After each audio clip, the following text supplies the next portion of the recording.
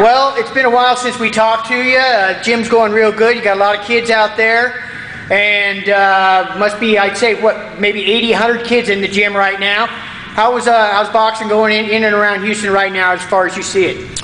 Boy, Houston boxing is really growing. You know, there's 70 boxing clubs in Houston now, and you know, we are just one of 70. So that makes it, you know, that makes it interesting. And it, you know, when your club achieves something, you know, you can, you know, it's a good thing. So if you have a club that wins a lot, that's good. Of course, nobody likes losing, but yeah, it's going good in Houston.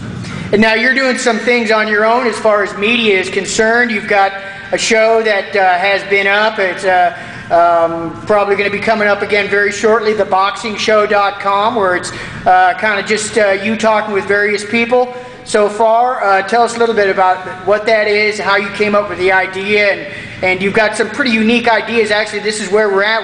This is, you know, we see a green screen here, and people that know about TV can understand what that means. You're going to be able to insert yourself into videos, which is a really pretty unique idea, and you'll be able to do a lot of instruction, which you're obviously extraordinarily qualified to do. Tell us a little bit about what you got going as far as media is concerned. Well, you know, we're gonna interview a lot of the top fighters like Evander Holyfield, Pernell Whitaker, Meldrick Taylor. You know, a lot of the older fighters that are still involved in one way or another. Ronnie Shields, I'd like to do him. You know, and talk to a lot of the different guys that are involved in and around boxing, to tell the whole story, you know, to tell the story that goes on behind the scenes. And of course, these guys would know, they've been there, they've done all that, and they have a pretty good idea of where boxing's heading.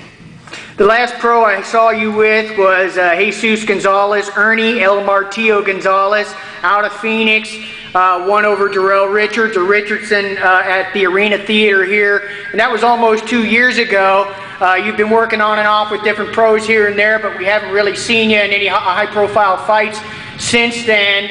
First off, what's going on with Ernie, and then what's going on with you as far as working with pros? Well, you know, Ernie is doing his thing. He'll be down here next week, though. Is what I heard, and he's going to start back getting ready to fight. He went through a thing that he failed one of his tests, and they are trying to work around that right now. And that test was a CAT scan, and we're hoping that everything's okay. He's Ernie is an outstanding fighter that has really had some bad times in boxing since he's turned pro, but you know, he's 6-0 with me, and I like working with him. You know, I've turned down a lot of jobs lately, working out of town. I've been doing, you know, our show, and that takes a lot of effort. And of course, I have my gym, and we have over 100 kids a day, and that takes a lot of effort as well. But the main thing is that I haven't been able to go out of town or do clinics around, you know, around the country, around the world. I haven't been doing that in the last year and a half because I've been too busy trying to set up a business in doing our shows and doing our amateur boxing, and trying to work some pros in between. But they tell me, you know, the producer tells me that after this next show that I'll be available to do anything I want to do. So I'll be able to travel out of town, and if they want to do anything, I'll get on a camera somewhere else and do it. But really, our boxing club's doing good.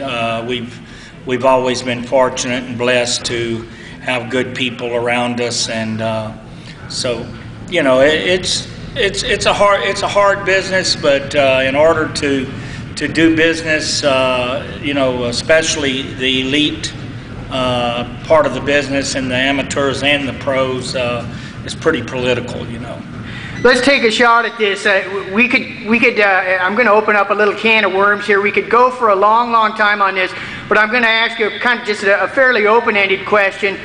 about the pro boxing scene on the national level these days. You know, the names are Pacquiao, Mayweather, Klitschko's for the heavyweights, Hopkins, Jones coming up.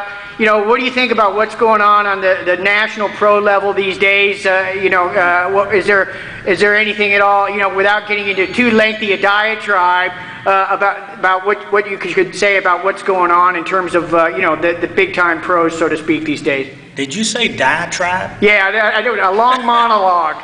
Well, I don't know. I think, you know, I think Mayweather and Pacquiao is a fight that's got to be made. It might be a fight today that could really greatly enhance the future of boxing.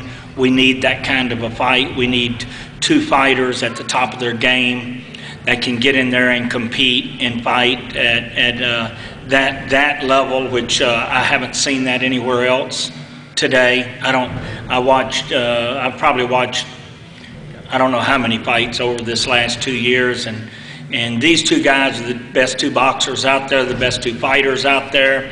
They are world-class fighters, and I'd like to see them go at it, because I think that both of them have positives and negatives that I'd like to see the outcome of. What about the Klitschko's at heavyweight? They're pretty dominant. Well, they're dominant because they're well-conditioned athletes. They are tall and big and fast, and we're sort of, the heavyweight division has sort of lost its sweet science.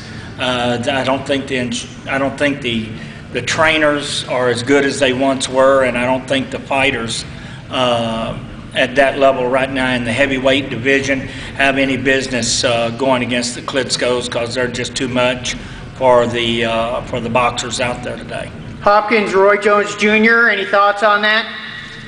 I love Roy Jones Jr., but I wish he would retire, but you know, that's his business, and I always leave that in the hands of the boxer. But you can't, you know, I mean, if he's making money, he's making money. Hopkins, I think Hopkins is a great fighter, and I think that the guy that made him needs to get credit for it, and I see that you know, he's got different people now working with him, and that's sort of sad. You know, that's sort of sad, but you know, I like Hopkins. I think Hopkins is one of the most underrated guys, because, especially back when he was younger. He was beating everybody because he had good knowledge, and he could make the adjustments he needed to win against just about anybody, and I liked that at the time. As far as him and Roy fighting, you know, I'm not. You don't want to make a pick? I'm not big on that. I could care less, you know, as to who wins that fight. I like both guys. I'd like to see Roy win. If I had to pick one, I'd like to see Roy win. Finally, let's go back to the guy that you took through one of the most famous fights in heavyweight history. You took Holyfield, and you were training him when he beat Tyson back in Vegas in '97, and now Holyfield here, 13 years later, at the age of, I guess, 47, 48, whatever he is, he's still fighting. You know, the first thing you have to just kind of marvel at the fact that he's able to still do it, and then there are those, of course, who will always bring up the question as well, you know, when's it time for him to quit? What are your thoughts on that whole thing? Well, first of all, I'd say what he says, and that is that you know, nobody gave him a chance to beat Tyson in the first fight. That I wasn't with him in that fight, by the way. Okay. And he said nobody gave him a chance to beat Tyson, you know, and they've been telling him to quit ever since he lost to Bo. You know, so everybody's telling him to quit, and as far as I'm concerned, he can quit when he decides he wants to quit.